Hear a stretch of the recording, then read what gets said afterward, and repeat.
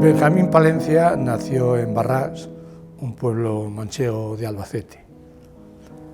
Aunque su familia no era campesina, sino que eran artesanos, yo creo que el entorno rural sí influyó mucho en él.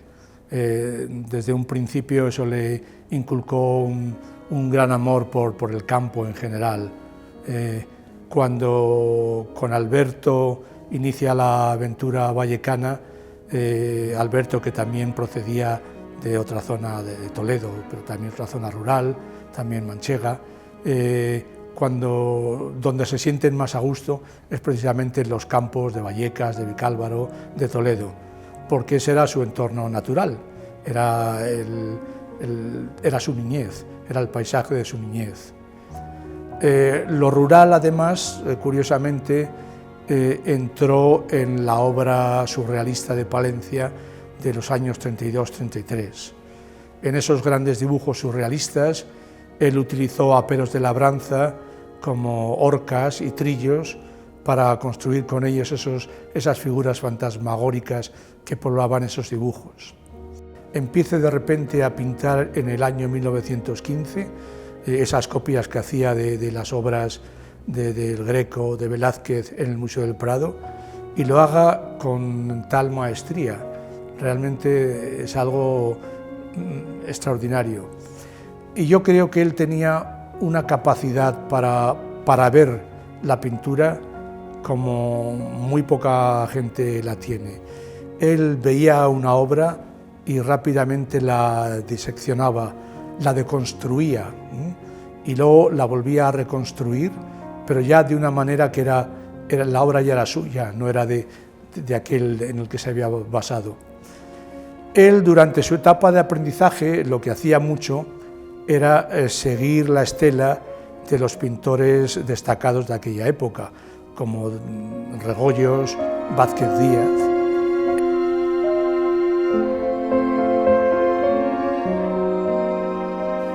Benjamín Palencia, ya se sabe, fue descubierto por un poeta, Juan Ramón Jiménez.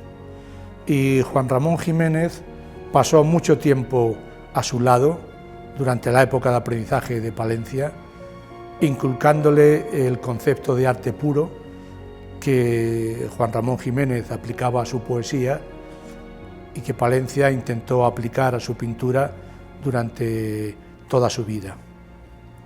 Dijo que la pintura no es realidad simple, sino realidad poética.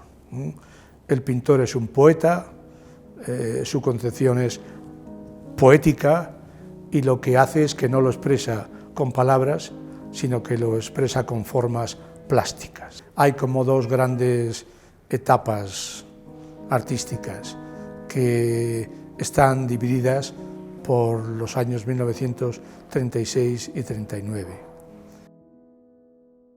Yo creo que en Palencia no se puede separar la figura del hombre de la del artista. Palencia lo único que le interesaba en su vida era la pintura, y entonces todo aquello que podía molestarle para no trabajar, pues por supuesto lo dejaba de lado. Por ejemplo, cuando en el 27 se marcha a Alicante y Altea a pintar, pues al principio sí está solo, pero rápidamente se pone en contacto con las gentes del Ateneo de Alicante, con el pintor Varela, con los que entabla una buena amistad y ya tiene ahí un grupo que le acompaña, que se siente acompañado. Él le gustaba mucho pasar los domingos en los jardines de Aranjuez y invitaba con mucha frecuencia a mi padre. Y mi padre nos llevaba a mi hermana mayor y a mí. Y mientras nosotros pues correteábamos por los jardines, él y mi padre pues estaban tranquilamente charlando animadamente. Entonces él allí estuvo con sus amigos, con Bores, Ucelay, Cosío, y se dedicó básicamente a ir al Louvre y a muchas exposiciones. Sí. Vio la obra de los primitivos italianos, la obra de los impresionistas. Le gustó mucho un impresionista inglés, Sisley, le encantó. Le gustó mucho Picasso también. Vio unas cuantas exposiciones de Picasso y en las postales que escribió aquí a todo el mundo le decía que Picasso era inmenso. Le gustó mucho desde el principio. Sí, él, digamos, después de la guerra, que es cuando se encuentra solo y conoce a estos jóvenes pintores, Francisco San José, Álvaro Delgado, Ochoa. Él intenta como recrear esa aventura que había tenido en Vallecas con Alberto Sánchez y otros como Maruja Mayo. La alusión a Palencia como inventor de pinturas se debe sobre todo al hecho de que, a pesar de ser un pintor figurativo, él no reproducía las cosas, sino que las recreaba. Él no reproducía paisajes, sino que a partir de un paisaje concreto, él se inspiraba y creaba una pintura a partir de valores puramente plásticos y pictóricos.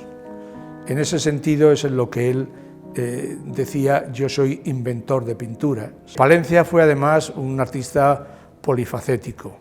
Eso donde mejor se ve es en su obra sobre papel. Su obra sobre papel, que es una obra inmensa, es una obra que tiene tantos estilos, tantas técnicas, tantos temas que no parecen que sean del mismo artista. Incluso tuvo sus incursiones en el teatro. Ya se sabe que estuvo colaborando con La Barraca y que le hizo a La Barraca, a Federico García Lorca, los figurines y el decorado para La vida sueño. Y posteriormente también hizo los decorados para un don Juan Tenorio, que llamaban el Juan Tenorio de los pintores. Benjamín Palencia estaba orgullosísimo de su obra. Él se tenía una gran estima en sí mismo como pintor. Tuvo también es cierto que tuvo muchos premios, porque, en fin, ganó el Gran Premio en la primera Bienal Hispanoamericana de Arte. No había personalidad, por ejemplo, norteamericana que pasara por Madrid que no fuera a su estudio a llevarse 2 o 3 cuadros, que son cuadros que muchos de ellos están saliendo ahora en subastas en Estados Unidos. Todo el legado, todo el trabajo que yo realizo con el legado de Benjamín Palencia está dirigido a dar a conocer su obra al gran público, porque yo creo que por lo menos una gran parte de su obra sigue siendo en cierta medida desconocida. Nosotros creamos el archivo Benjamín Palencia precisamente para hacer esto, hacer un inventario de la obra de Benjamín Palencia, esté donde esté, en manos de quien esté, y tener ese inventario disponible para poder organizar todo tipo de exposiciones. Además, el hecho de que estén en el archivo también les garantiza que la obra se va a considerar auténtica. Bueno, la idea de una subasta monográfica sobre un solo autor me parece una idea estupenda, porque le da al coleccionista un amplio abanico de obras de un mismo autor para escoger. La mujer desnuda tumbada sobre las flores de mal, que es un libro que tenemos en su biblioteca, en la biblioteca del archivo. Bueno, hay una muy buena representación de obra suya. Yo creo que es una buena idea y felicito a Set Dart por ella.